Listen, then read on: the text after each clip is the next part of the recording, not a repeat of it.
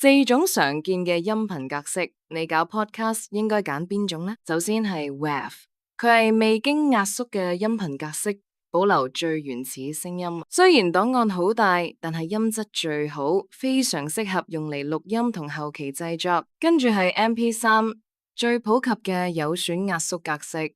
幾乎所有機都播到㗎，128千比特每秒已經夠做 podcast。